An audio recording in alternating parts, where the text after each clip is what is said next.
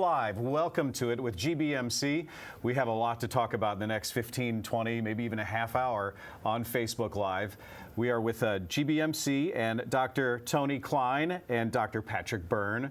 Our subject today is cleft palate. And everybody who needs information about cleft palate, if you may know a family member or you've just seen headlines across your internet feeds or even on television about cleft palate, we are here to give you information and answer some questions that you may have. If you do have questions, we would love for you to leave a comment below on the Facebook Live page, and we'll get those questions answered as the next 25 minutes or so goes on with today's 101.9 and GBMC's Facebook Live. How are you both first? Great. Great, thank you. Thank you for coming in. Nice to be here. This is our performance studio. I don't know if you've ever been here or not at Entercom Radio. And again, thank you for coming in. So I guess I want to start off really just generic in what is cleft palate? You know, we hear about it, but I don't know if we know exactly what it is. So I can start. Cleft. We usually think of cleft lip and cleft palate. So it's two things. So some kids can be born with a cleft lip. Other kids can be born with a cleft palate, and some with both. So what's that mean? What's cleft mean? So it means an opening, and so a kid with a cleft lip, for example, will have a sort of a notch or an opening right through the lip, and sometimes through the upper jaw as well. Mm-hmm. So it's a pretty obvious deformity. Sure. And then a kid with a cleft palate will have essentially an opening in the roof of the mouth. So it goes back a little. That's right, and, okay. and it can be totally separate as well. So you could have one without the other? That's right. Okay. That's right. And is it? How does it happen? You know, is it hereditary? Is it something that is unique to just one person because it's what they have? So it can be caused by many things. Sometimes a parent could be taking a medication that could cause it. Sometimes a parent could have a cleft lip or palate, or it could be in their family, and there could be some genetic factors. Or sometimes the child, him or herself, could have an underlying condition that presents with a cleft lip or palate. Interesting. So when you say an opening, is it a small opening? Is it a big, or does it vary from person to person? There's actually a lot of variations. So some on the least extreme end, a cleft lip might be just a small little notch in the lip. Mm-hmm. Most of the time, though, the opening travels all the way from the lip into the nose. So it's really very disfiguring in terms of the cleft lip. The cleft palate is similar in that there can be sort of incomplete clefts or complete clefts that run all the way through. I think what they share in common is, in the case of the cleft lip, there's a very profound physical disfigurement.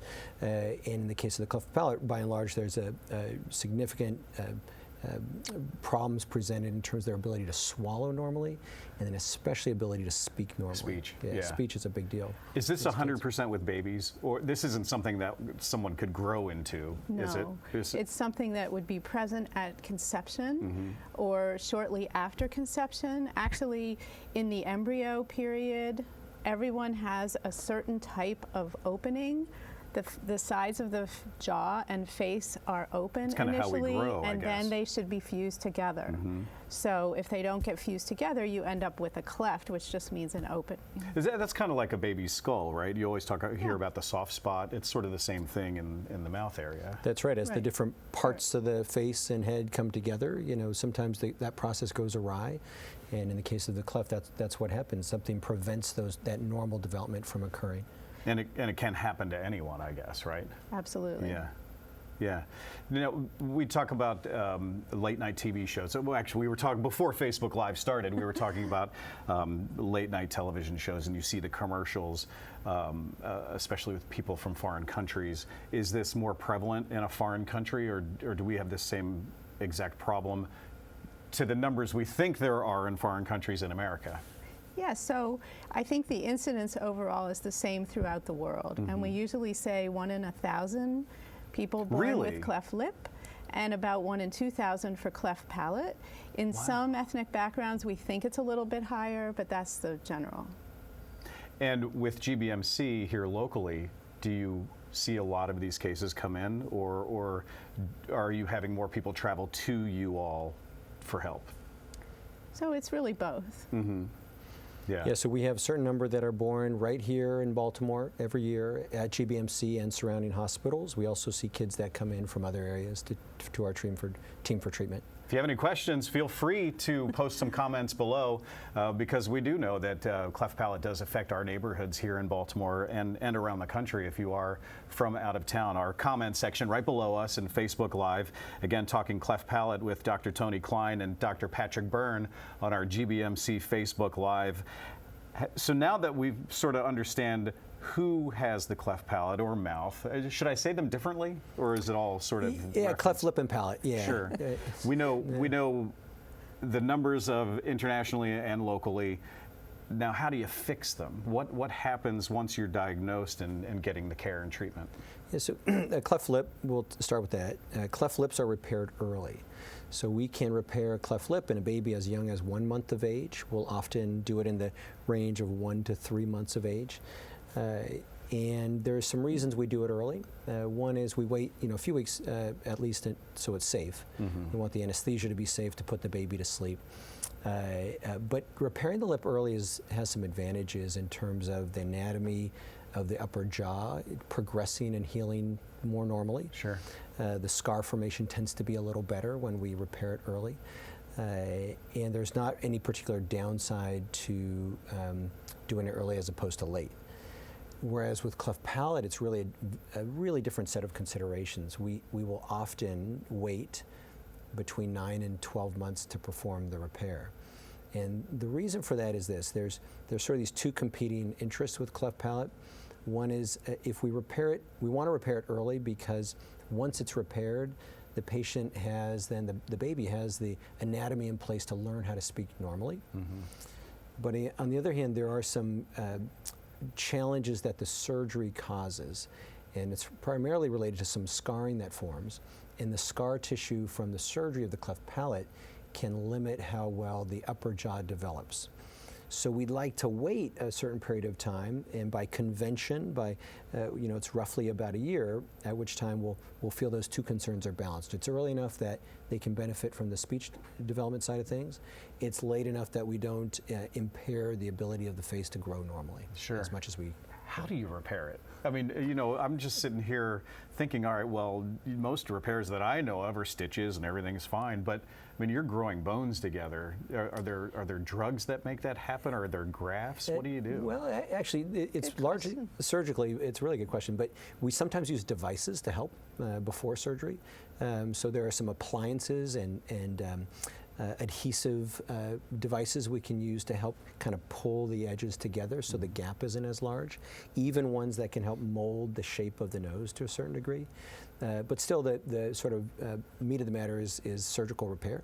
And you can think of it as disassembling the anatomy in layers and then rearranging and suturing in a manner to recreate normalcy as best we can. Sure. Yeah.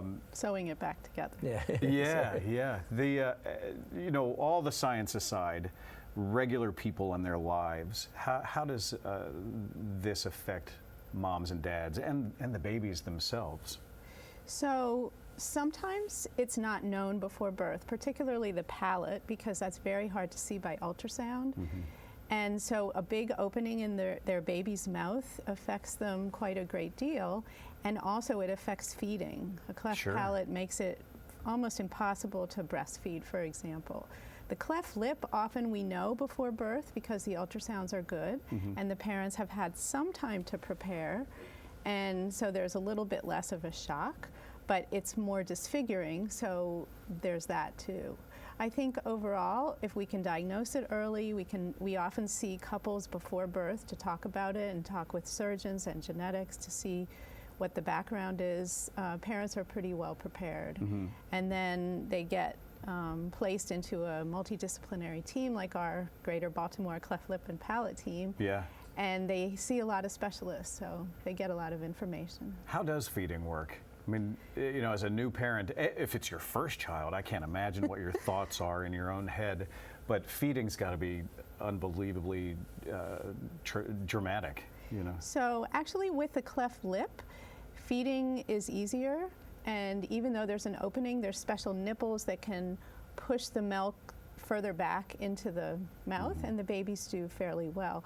With the cleft palate, it's difficult to get a seal, which helps with suck, and so you need these special bottles as well, and you can't nurse. Right. With the cleft lip, sometimes you can nurse. Yeah, it's really stressful for parents. I mean, there's no doubt about it. And the good side of that, though, is with education, and it doesn't take much. You know, a little bit of training, a little bit of coaching, a little bit of follow-up. You know, these moms in particular, and also dads, tend to step up really quickly. Really and, you know, motivated. The stress and almost. You know, it's palpable anxiety often early when they first find out. Sure. Really quickly washes away to, okay, we got this, we know how to do it, it's fairly straightforward, you just got to learn some techniques, and anyone can manage it. Are there support groups? Do people who have it help other people who are experiencing it as well? So there certainly are support groups. I think in the very newborn period, the best support would be the speech pathologist, who's an expert in feeding, as well as the breastfeeding expert, both of which we have at GBMC, and they work very closely with the parents. There's support both within our team. We often assign a family to a new family to help give advice, and then there's national support groups that have a lot of website information. And yeah, sure. it's very helpful. I always get nervous about websites because you know, there are some that you'll go to get help and you're like, oh, I'm not doing that, and then there are others I guess you can trust at the same time. But I always feel a little strange online and self-medicating, if that makes any sense. Appropriately. But you can find the right groups out there. Yeah, and we Yeah. can help guide them. Yeah. Again, if you'd like to ask any questions, if you have any comments, feel free to leave those comments and questions below on our Facebook Live page. We're here with Dr. Tony Kline and Dr. Patrick Byrne. So we've talked a lot about babies. Are there adults that have cleft palate too that have been untreated, or if you've been treated as a baby, how does this condition affect you as an adult? Kind of a loaded question there. Two-part. It's for most, at least many, it's a lifelong condition. So once the lip is repaired, once the palate is repaired, for the most part, a lot of the challenges early in life are done with. But the things we see present later are, one is nasal deformities. So in the case of a cleft lip, every patient has a deformity that extends into the nose as well.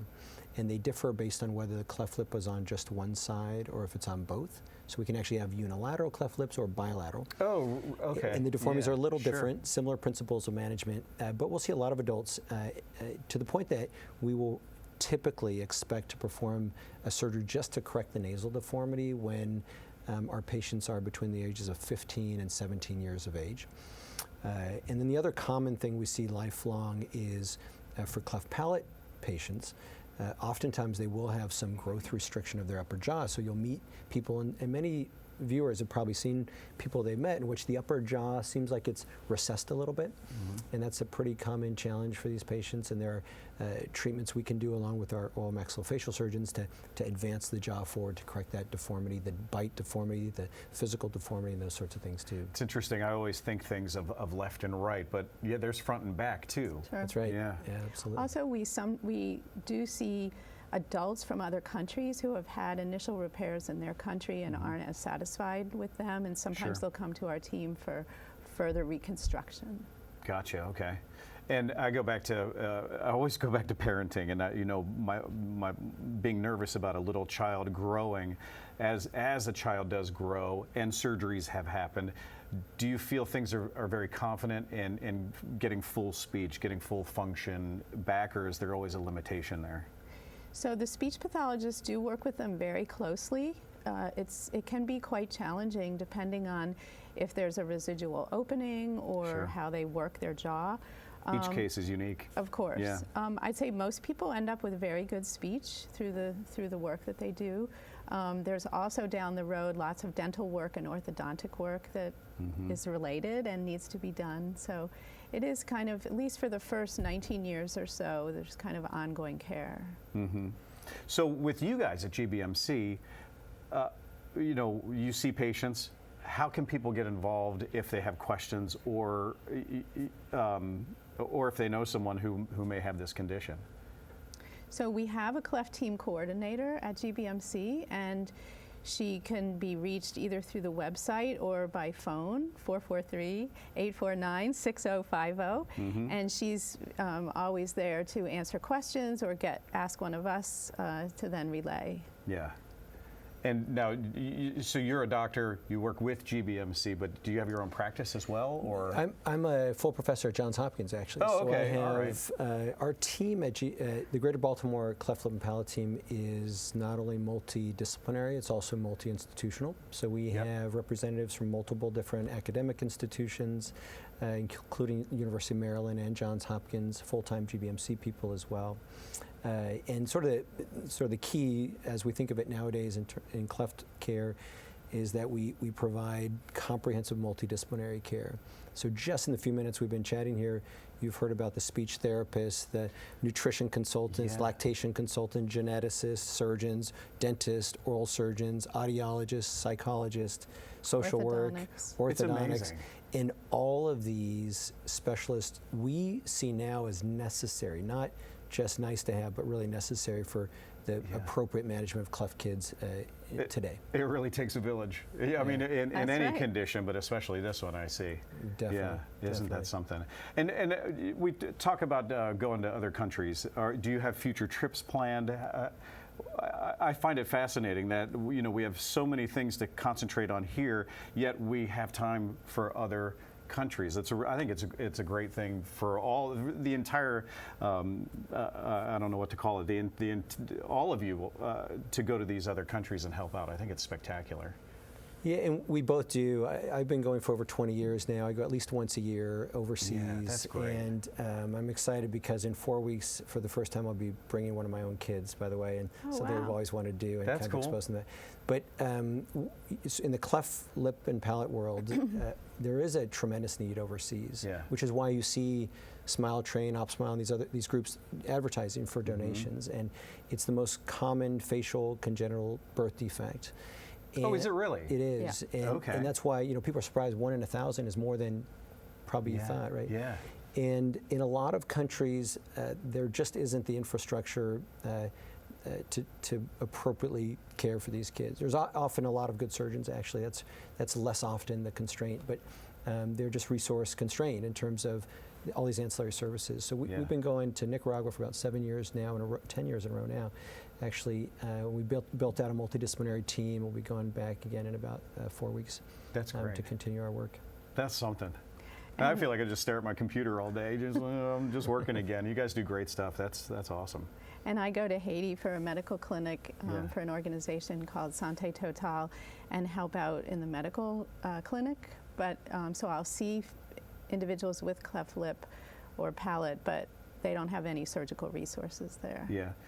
Do you feel it's more severe there, or is the United States just as severe? I don't know if that's the right wording or not, but because I guess we see the TV commercials, I feel like it's more important to go overseas, but it's just as important here in our own neighborhoods, isn't it? Yeah, I'd say the clefts themselves are the same worldwide. Yeah. Either they're small, they're wide, they're single, they're double. Yeah. That would be the same worldwide. I just think we can jump on it even before birth and give them the resources, which many countries don't have. Yeah. And one interesting point to that, there's been some evidence that kids do better in places like the United States with a cleft than they do in other countries, even when it's repaired at the same age and even when the same surgeon repairs it. So there's that's interesting. Yeah, so that's one of the things we're trying to figure out with our work is, are there meaningful differences in the outcomes for a kid with a given size cleft lip or palate, say in Baltimore versus Managua? And if so, why? If it's the same surgical team often, there's some interesting evidence along those lines. We think it's probably related to nutrition. Yeah. Okay. That's probably the biggest one. So imagine all the work that our families, all the education they receive on how to appropriately feed their kid, these nervous moms. In over 10 years of going overseas, I've asked every single mom from really, really poor countries and rural areas who brings in a kid who might be 3 months, 6 months, a year old, who taught you how to feed your kid? I have yet to hear any answer other than no one, which means they just figure it out. Which means they're significantly malnourished by the time they get treatment. So we think a lot of early intervention is probably where we want to go with some of these things. We learned so much with these Facebook Lives. It's incredible. Really have learned a lot today. I appreciate both of you for coming in today. You have to say how we can get in touch with you again. If anybody has any questions, how can we get in touch? So the phone number is 443-849-6050 at GBMC. Yeah. Any particular person to speak with, or you can just call that and Yeah, you can call that and get the coordinator or leave a message. Yeah, sounds good. Appreciate you all joining us for the Facebook Live with our performance studio at Entercom Radio and today's 101.9.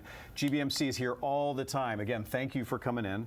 Our next Facebook Live with GBMC is going to be February 7th at 11 o'clock in the morning. We like to keep it at 11 o'clock, keep things consistent for everybody. But again, as you watch the video after hours, and if you have any questions at all, feel free to ask those questions. In fact, we do have one right now. The question is coming from Laura. Okay. And she wants to know if most hospitals have this type of program, or if it's unique to GBMC. I know we have a very comprehensive program, but can you talk a little bit about that? Good question. So I would say no, most hospitals do not have this program. I'd say most major medical centers have one, and in fact, Hopkins has a similar craniofacial clinic. Maryland has one at Kernan Hospital, and we have one at GBMC, and those are the three in Maryland, actually. Yeah, and probably one resource is the American Cleft Palate Craniofacial Association, which keeps a list of teams that meet their criteria for the required services. And also, all health departments will have a list of resources to give families. Yeah. Other comments from our Facebook page? I just want to add one comment that we got from Nancy, and she said the team is awesome. So that's always great to hear, right? We like that a lot. It's awesome. Yeah, that's great.